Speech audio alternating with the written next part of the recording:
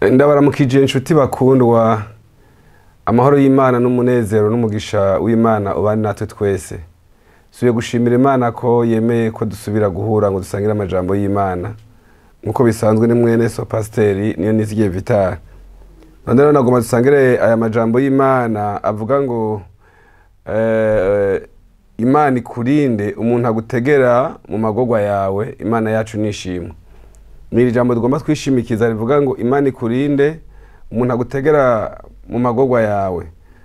Tugomba dusoma aya majambo y'Imana ari mu Itanguriro igice caho ca 25 ku murongo wa 29 turaza gushikana 31. Aravuga ngo kandi Isaka yakunda Esau umunsi urizina ku 29. Umunsi urizina Yakobo ateka ivyo kurya. Esau arinjira avuye mu ishamba ashonje acitse intege. Esau abarira Yakobo ati mpase utwo ntamira kuri ivyo bitukura. Kubitukura utetse kuko numva ncitse intege. Nico catumye yitwa Edomu. Yakobo aramwishura ati shi tubanje kungurira nkegukira kuba samuragwa mu gishingo cawe. Esau aramwishura ati raba ngire mfe. None byo kuba samuragwa byo bimarira iki? Yakobo aramwishura ati banzu ndahire. Aramurahira agurana Yakobo ibyo kuba samuragwa kwiwe. Imana idufashe cyane.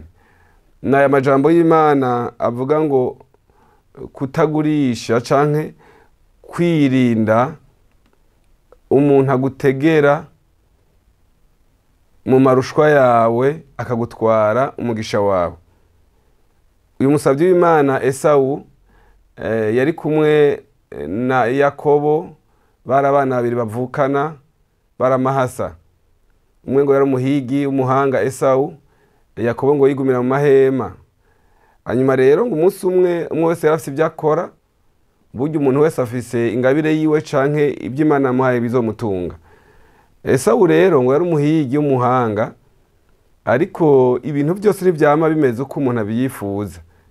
Aragenda arahiga, guhiga kwiwe uwo munsi ni kwamuhira, ngo ava mu ishamba kwirukana ibikoko ngo acitse intege arushe cyane. Hanyuma rero umusavyi w'Imana Esau ngo araza abarira murumuna we Yakobo ati mpa se utwo ntamira kuri ivyo bitukura, kubitukura utetse kuko numva ncitse intege. Imana idufashe cyane. Haleluya. Yakobo aramubwira ngo shiti ubanje kungurira nkegukira kuba samuragwa mu gishingo cawe. Mwibaze ya majambo yabwiye mukuru we. Imana idufashe cyane. Imana ikurinde umuntu agutegera mu gihe c'amagorwa. Uyu munsi turafise abantu badutegera mu gihe c'amagorwa, bakagutega kandi bitari ngombwa, bakagutega kugira ngo baguteshe isezerano, bakagutega kugira ngo bakugushe, bakagutega kugira ngo bagute mu kibazo, bakagutega kugira ngo baguteranye n'Imana. Esau rero Yakobo amutegera mu gihe c'amarushwa, amutegera mu gihe cyo gusonza, amutegera mu gihe cyo kubura ibyo kurya, mu gihe yarashonje, amutegera mu gihe yararushe avuye kwiruka mu ishamba. Hari abantu benshi uyu munsi, hari abantu benshi iki gihe bariko barategekwa na bagenzi babo mu gihe c'amagorwa. Imana idutabare, Imana iturinde, Imana iturinde abo bantu badutegera mu gihe c'amagorwa. Mwene data ndakwifurije, ndavuze ngo Imana ikurinde umuntu agutegera mu gihe c'amagorwa mu izina rya Yesu. Noneho rero aramubwira ngo banzu ndahire imbere y'iko ndabiguha.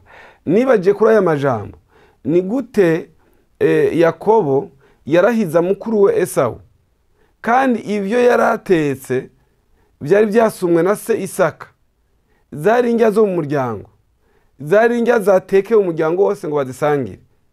Ariko kuko yari mu magorwa, kuko yari mu marushwa, amutegera aho hantu. Wibaze kurahirizwa kumvyo kurya vyari ivy'umuryango, byari byasumwe n'abavyeyi biwe. Mugabo Yakobo amutegera aho hantu, amutegera aho hantu. Hari abantu gutegera ahantu wumva umengo uracitse intege, babona umengo biranse, umuntu agutegera ahantu ugasanga umuntu w'umupfasoni cyangwa umuntu w'umwigeme cyangwa umuntu w'umugabo cyangwa umuntu w'umusore arategewe ahantu mu gihe cy'amagorwa y'ubushomeri bwiwe, agategerwa ahantu ariko ararondera ikintu runaka, ugasanga umuntu akironderako amubwira ngo banzuze turyamane, banzuze dukora icyaha. Imana ikurinda umuntu agukoresha icyaha, agutegera mu gihe cy'amagorwa, bigatuma utakaza isezerano ryawe, bigatuma utakaza ubumwe ufatane n'Imana, bigatuma utakaza imigenderanire yawe myiza n'Imana mwana mufitaniye. Imana yacu nishimwe. Esawu rero araneshwa. Mwene data, ndakwifurije kutaneshwa, ndakwifurije kutaneshwa nigeragezwa ngo umuntu agutegeye mu gihe cy'amagorwa cyawe.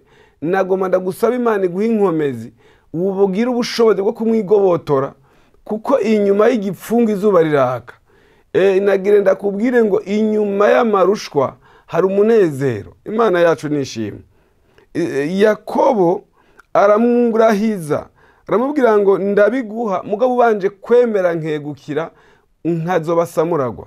Ugasanga umuntu akunyaza inyenyeri yawe, ugasanga umuntu akunyaza isezerano ryawe n'Imana. Imana igurinde uyo muntu, Imana igutabare umuntu agutegera mu gihe cy'amagorwa. Uyu munsi hari abantu benshi ariko barategerwa mu gihe cy'amagorwa, ugasanga umwana w'umwigeme aramaze igihe, hariho imyaka runaka abona umenga iriko irarengana kubaka urugo rwiwe, ugasanga umuhungu agomba kumutwara cyangwa ariko aramuresha, amubwira ngo mbere yuko ndagutwara reka tubande dukora ibi, nibyo binyereka ko tuzobana. Bigatuma agutegera mu gihe cy'amagorwa y'ubukumi bwawe, bigatuma agutegera mu gihe cy'amagorwa y'ubusore bwawe, bigatuma agutegera mu gihe cy'amagorwa yo kubura ibyo kurya mu rugo rwawe wa mupfasoni cyangwa umushinga nawe. Uyu muntu akagukoresha ikosa. Ngoma ndakubwire, Yakobo arasamara aremera, aramwishura ati n'ubundi ngira mfe, ibyo kubasamuragwa bizoba bikimarira iki? Ariko ntiyari gupfa iyo yihangana. Nuko uyu muntu mubi, Imana ikurinda umuntu mubi nk'aba Yakobo, agutegera mu gihe cy'uko wumva umenga ugira upfe. Hari igihe Satani adutegera mu gihe cy'amagorwa, hari igihe Satani adutegera mu gihe cy'amageragezwa, akagufatira aho nyene, bigatuma ubumwe wari ufitaniye n'Imana butakara, bigatuma ukora icyaha, bigatuma ubusamuragwa, bigatuma umugisha wawe unyagwa n'umuntu agutegeye mu gihe cy'amagorwa. Uyu munsi abantu benshi bariko barategerwa mu gihe cy'amagorwa, mu gihe cy'ubuzima buriko buragorana, mu gihe cy'ubuzima bwo mu rugo butariko buragenda neza, mu gihe cy'ubusore akabona ibintu byose ariko arakora ntibirengana, ugahura n'umuntu agutegera mu gihe cy'amagorwa. Uyu munsi turafise abasore bariko barategwa mu gihe cy'amagorwa n'abagore bataye ingo, n'abagore byase kubaka ingo zabo, n'abagore b'ivyigenze. Haleluya. Ariko nagoma ndakubwire wa musore we, wirinde umuntu agutegera mu gihe cy'amagorwa kuko utagira akazi. Ewe wa mwigeme, nagoma ndakubwire wirinde umuntu agutegera mu gihe cy'amagorwa mu gihe wibaza ngo iminsi iraheze ntarubaka. Uko Imana iteba niko itebuka. Imana yacu nishimwe. Ariko Yakobo akorera ikosa mukuru we. Uyu munsi turafise abantu badukorera amakosa kandi aribo botugiriye neza. Ni gute Yakobo yari kugirira neza mukuru we? Yari kugirira impuhwe mukuru we ko acitse intege. Kandi ndabizi neza mu byo Esawu avuye guhiga mu nyama yahora aza agateka kazicumba, ntizajya Isaka wenyene se, barazijya ko na nyina na Yakobo. Ndabizi neza ko ivyo yahiga mu masezerano mu ngabire Imana yarahaye Esawu kuba umuhigi w'umuhanga, mu byo yahinguka navuye guhiga amaze yabishira mu muryango, barateka bose bakarya izo nyama barazisangira. Ariko agira murumuna we mubi, agira murumuna we atamugirira impuhwe. Nagoma ndababwire, hari igihe umuntu agira murumuna we mubi, hari igihe ugira mukuru wawe mubi, agutegera mu gihe cy'amagorwa, akagutegera mu gihe c'amageragezwa, aho aba ari we yokuzamuye ngo aguteze imbere, akakugira umuja wiwe, akagushira mu ibotiki, akadandariza ku nyenyeri yawe, cyangwa akagukoresha ntayigere yifuza ko nawe hari umugisha mu gushika ko ngo utere imbere uzamuke, akifuza ko ukwaba munsi yiwe. Imana ikurinde uwo muntu agutegera mu gihe c'amagorwa ngo akunyage inyenyeri yawe.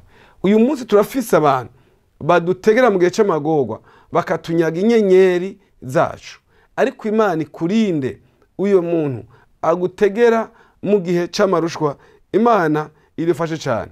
Aya majambo yarambabaje cyane, ngerageza kwiyumvira ingene Yakobo yimye ibyo kurya mukuru we acitse intege, akamurahiza amajambo mabi, akatuma akoreshwa icaha na Yakobo. Icaha ca Esawu, nubwo yananiwe, uwari kumutera intege wari kuvuga ngo mwene mama tora utwo kurya ushitamire unywa amazi urarusha, ariko yatumutegeye ko amunyaga inyenyeri yiwe, yibagirwa kw'ivyo yasumye, yibagirwa kw'ivyo yatetse vyasumwe na se Isaka, kandi ari ndya za Isaka na Rebeka, bose ari abana mu nzu kwa se na nyina, ariko amutegera ahantu habi. Esawu rero bimunanira kwihangana. Nagomba ndakubwire inshuti mukundwa, ni wihanganira iryo geragezwa. Umuririmbyi umwe yaririmbye ngo ihanganira igicugu, tegereza igitondo, inkoko yoba ikitobika, iherezo buzoca. Imana yacu nishimwe, aramutega, aramurahiza. Imana idutabare, Imana iturinde abantu badutegera mu gihe c'amageragezwa bakatunyaga inyenyeri yacu. Imana yacu idufashe cyane. Aramurahiza, aramutwara inyenyeri yiwe. Ariko nagenda kubwire umusavyi w'Imana Yobu, ariko aratotezwa cyangwa ariko arakekezwa n'abagenzi biwe. Hari ahantu yababwiye ngo ndacafise ibyizigiro. Imana yacu nishimwe. Nawe uracafise ibyizigiro nubwo hari umuntu yagutegeye mu magorwa. Imana yacu nishimwe. Usomye mu Itanguriro nyene 27 ku murongo wa 30, haravuga 39 gushika ku murongo wa 40. Itanguriro 27 ku murongo wa 39 gushika ku murongo wa 40. Umutwe w'amajambo uvuga ngo Esawu arizwa nuko abuze umuhezagiro. Kubera iki yarize? Kubera abuze umuhezagiro. Nuko Yakobo yari yamutegeye mu gihe c'amagorwa akamunyaga umuhezagiro. Ariko nagomba ndakubwire, uracafise ibyizigiro nubwo hari umuntu yagutegeye mu gihe c'amagorwa akakunyaga inyenyeri yawe. Haracariho ibyizigiro. Inyenyeri yawe uracayifise nubwo hari umuntu ariko arayikoresha. Hariho umunsi wo kwigobotora. Imana yacu nishimwe. Ku murongo wa 39 ku 27 haravuga ngo se wiwe Isaka aramwishura. Reka dore kuri 38. Esawu abaza ati mbega muvyeyi, wari ufise umuhezagiro umwe gusa, mpezagira nanje se muvyeyi wanje. Esawu araturikisha ararira. Se wiwe Isaka aramwishura. Mwumva ya majambo Isaka yabwiye umuhungu wa Esawu, ati uzoba kure y'ibibori byo mu ndimiro, uzoba kure y'ikime kiva mu ijuru. Haleluya. Imana idutabare. Mwumva amajambo yamwishuye mubwiye ngo mpezagira. Mbega wari ufise umuhezagiro umwe gusa? Acara mwishura. Kuko yari kuba hafi y'ibibori biva mu ijuru, yari kuba hafi y'ibibori byo mu ndimiro ziva mu ijuru, yari kuba hafi y'ikime kiva mu ijuru, yari kuba hafi y'ikime c'umugisha uva mu ijuru. Ariko amajambo Isaka ari kwatura kuri Esawu atwagwa na Yakobo kuko yamutegeye mu gihe c'amagorwa. Haleluya. Imana idutabare abantu batuma amajambo iyo muhezagiro wacu ahezagirwa abandi. Ariko ndakunda ijambo rimwe Isaka yabwiye umuhungu wiwe Esawu. Abavyeyi ni beza. Ndagoma ndakubwire inshuti mukundwa, uze wirinde gucumura ku muvyeyi yakuvyaye w'amaraso, kuko arafise ijambo rizima, arafise ijambo rimwe ashobora kukubwira, naho yoba yarakuvumye umuvumo ukakuvako, naho hoba hari umuntu yagutwaye umugisha agutegeye mu magorwa, ibintu bigahinduka. Imana yacu nishimwe. Aca arababwira ngo inkota yawe ku 40 niyo izokubeshaho. Haleluya. Iri jambo ryarandyoheye cyane. Aca arababwira ngo ariko inkota yawe niyo izokubeshaho. Natwe turafise inkota, turafise Yesu. Niwe yaje guhindura ivy'abapfumu n'abarozi bakoze. Niwe aza guhindura amajambo y'imivumo. Imana yaravuze mu majambo yayo ngo imivumo y'ubusa ntakizogira ba Yakobo. Haleluya. Haravuga ngo inkota yawe nizogukiza. Nta kindi dusigaranye, turasigaranye inkota, turafise Kristo. Niwe aza guhindura ivyananiye abana b'abantu. Niwe aza guhindura, haleluya, imivumo akayihindura ubusa, tugatambukira mu mugisha, tugatambukira mu masezerano. Haleluya. Niwe aza guhindura inkota yiwe, inkota ya Yesu, ngo ni inkota ngo ifise ubugi impande zose, ngo iracumita, igasogota, igatandukanya amagufa n'umusokoro. Haleluya. Haramubwira ngo uzokorera murumuna wawe. Inkota y'Uhoraho. Yesu iyo tumusenze, Yesu iyo tumusavye, haleluya, inkota yiwe iraza ikadutandukanya n'ugukorera abanyamahanga baduteze mu gihe c'amarushwa.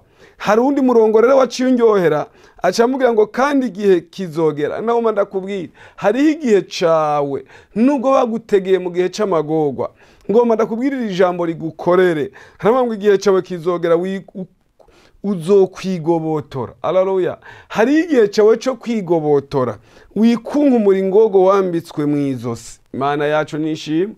Aramubwira ngo se Isaka abwira Esau, haramubwira ngo mwana wanje inkota yawe izogutunga. Haleluya. Imana ishimwe. Nawe urafise inkota, urafise Yesu, urafise amasengesho wasenze. Ngoma ndakubwire, nubwo umaze igihe ukoreshwa gatuzo, nubwo umaze igihe, Imana ishimwe, ukorera abarundi, hari abantu bagutegeye mu gihe c'amagorwa yawe, inyenyeri yawe bakaba ariko barayikoresha abapfumu n'abarozi, kabiri kirakoreshwa abarundi. Imana idufashe cane, Imana iturinde abantu badutegera mu gihe c'amagorwa. Igihe cawe kizogera. Nagomba ndabwire ngo igihe c'Uhoraho kigushikeko. Imana iguhe kwigobotora, igiye kwigobotora Yakobo, iguhe kwikunkumura ingogo yakwambitse mu izosi. Imana iguhe kwigobotora uyo muntu w'umuryango yakugize umuja. Imana iguhe kwigobotora uyo muntu w'umubanyi wawe, uyo muntu yakugize umuja, uyo muntu yagutegeye mu gihe c'amagorwa, uyo muntu adashaka iterambere kuri wewe. Haleluya. Imana iguhe kwigobotora nkuko Isaka yabwiye umuhungu wiwe Esau, kabwira ngo inkota yawe izogukiza, inkota yawe izogutunga. Nagomba ndakubwira ngo niwe gumana na Yesu, niwe nkota yacu, niwe buzima bwacu, niwe agumana nawe, niwe amwizera. Haleluya. Igihe kiriho, hari igihe gitondo, hari igitondo kimwe uzovyuka ibintu vyahindutse. Imana yacu nishimwe. Haramubwira ngo igihe kizogera wikunkumure. Nagomba ndakubwira ngo niwakomeza gusenga, niwakomeza gumana n'Imana yawe, nubwo bagutegeye mu gihe c'amagorwa, nubwo bagutegeye mu gihe c'amageragezwa, nubwo bagutegeye mu gihe cyo gusonza, nubwo bagutegeye mu gihe c'ubukumi bwawe, bakavuga ngo imyaka irikira kujana, nubwo bagutegeye mu gihe c'ubusore bwawe ubona utagira akazi, bavuga ngo imyaka irikira kujana, nubwo bagutegeye mu gihe ubona nta ruwaye ufise, nta kazi ufise, nubwo bagutegeye mu gihe ubona ugomba urara ubusa, umenga ugomba wiriga ubusa. Nagomba ndakubwire hari inkota niwasenga, Imana ishimwe. Nagomba ndabwire ngo niwafatana n'Imana yawe, niwafatana n'Imana ugasenga, igihe cawe kirahari cyo kwigobotora. Wikunkumura ingogo, wambitswe mu izosi. Imana yacu nishimwe. Kandi abo nyene ndagusengeye mu izina rya Data n'iry'Umwana n'irya Mpwemu Yera. Iyo ngogo wambitswe mu izosi, iyo ngogo wambitswe mu izosi n'umuntu, iyo ngogo wambitswe mu izosi n'abadayimoni, igihe cawe kigushikeko, uyikunkumure, ikuve ku izosi, wigobotore. Haleluya. Abari bazi, abameze nka ba Yakobo ku buzima bwawe, bibaza ngo barakunyaza umugisha wawe, muze muhure, ibintu byarahindutse. Imana yacu nishimwe. Reka dusome amajambo y'Imana ari mu Itanguriro 25. Wumvirize ingene Imana yagiriye neza Esawu. Imana ishimwe. Haleluya. Itanguriro 33. Pardon, mumbabarire. Itanguriro 33 ku murongo waho w'umunani. 33 ku murongo waho w'umunani. Aravuga ngo Yakobo asubiza hamwe na Esawu. Haleluya. Hari gihe aba Yakobo, hari gihe ba Yakobo bagutegeye mu gihe c'amagorwa, bazokwifuza ko musubiza hamwe kuko ingogo yakuvuyeko. Hari gihe ba Yakobo bazokwifuza ko musubiza hamwe kuko hari Imana yakoze ku buzima bwawe, kuko Imana yagukunkumuye ingogo, yakugobotoye aho bari barakugobetse. Ku murongo w'umunani haravuga ngo aramubaza ati ayo masho yose twahuye iyo nayiki? Aramwishura ati naya kugira ngo ngirigwe ikigongwe imbere yawe mugenzi. Esawu aramwishura ati mfise ibimpagije. Haleluya. Mwana wa mama, ivyo ufise uvyigumirize. Yakobo aramwishura atoya, namba ngiriwe akagongwe imbere yawe, ndakwinginze emera indamukanyo nguhaye, kuko kukubona n'ingene unyakiriye neza ni nko kubona Imana. Imana ishimwe. Amen, amen, amen. Yakobo asubira kugenda gusaba pardon mukuru we yategeye mu gihe c'amagorwa, kuko ijambo ryari ryarakoreye Esawu, ryari ryaramukoreye ijambo se Isaka yamuvuzeho, yamwe ngo inkota yawe izogukiza kandi igihe kizogere wigobotore, wikunkumura ingogo wambitswe na mwene nyoko. Indagamara kubwira ngo ijambo nawe rigukorere wikunkumure. Imana ikwambura ingogo wambitswe n'abadayimoni, wambitswe n'abana b'abantu. Haleluya. Abari baravuze ko atacuzovamwo, abibaza ko umugisha wawe atahuzova. Amen. Muze musubire bakubwire ngo pardon twarihenze, basubira kubwira ngo twaragusengera batigeze bagusengera. Amen. Bakuzane n'indamukanyo, bakuzane n'ingemurano. Yakobo rero yifuje gusubiza hamwe na Esawu, arungika amasho, arungika ibintu byo kumusaba pardon. Ariko Esawu umaze guhura haramubwira ati mbega hivyo bintu warungitse biya bintu nivyiki? Hivyo bintu twahuye, ayo masho aduhuye nayiki? Aramubwira ngo nivyo nakurungika kugira ngo ngirire ikigongo. Nshima Imana ko Esawu yari umuntu apardona.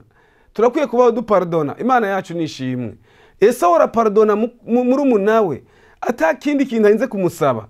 Ndagomba kubwira umuntu w'Imana yakijijwe arapardona, aragira ikigongwe. Imana yacu nishimwe. Ukagira ikigongwe umuntu yakugiriye nabi, yagukoresheje agatuzo, kuko nawe Imana yaguhezagiye ntugwa muvyibuka.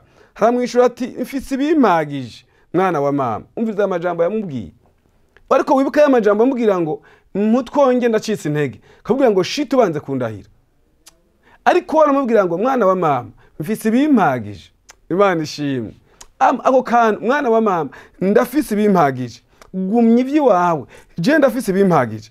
Yakobo aramwishura atoya, nimba ngiriwe akagongwe imbere yawe, ndakwinginze emera indamukanyo nguhaye, kuko kukubona n'ingene unyakiriye neza ni nko kubona Imana. Kubera Esawu yakiriye neza Yakobo, aravuga ngo nshimiye Imana ko subiye kumubona amaso mu yandi. Imana ishimwe.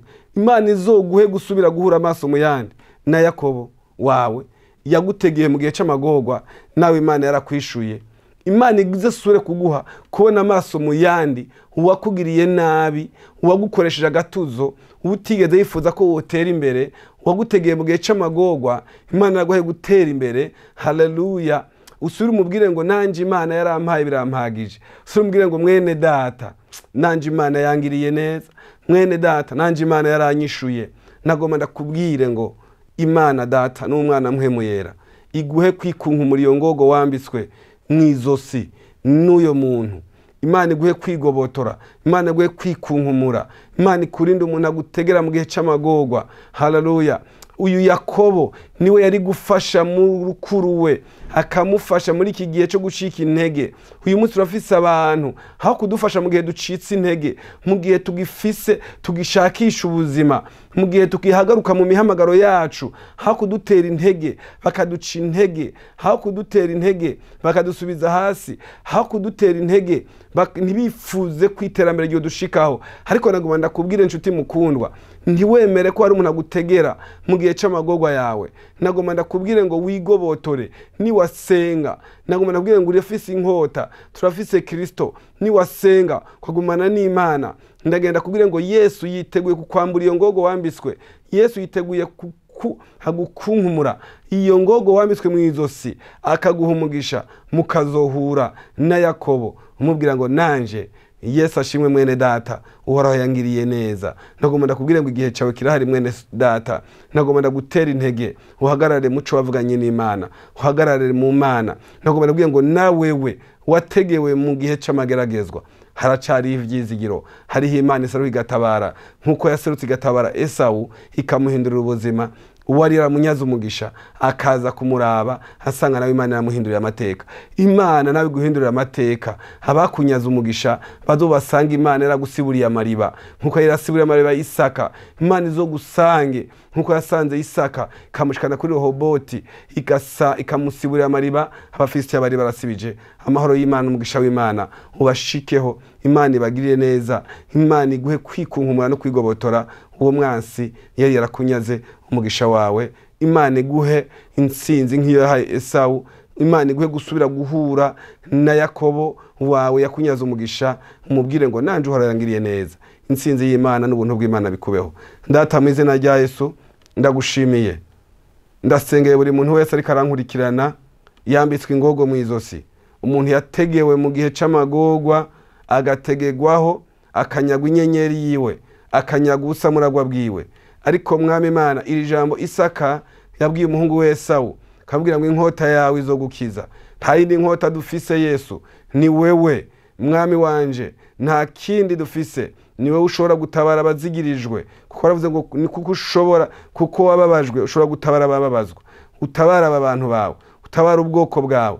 Mwami wanje Yesu, iri jambo Isaka yabwiye Esawu, kamubwira ngo igihe kizogera wikunkumura ingogo wambitswe na mwene nyoko.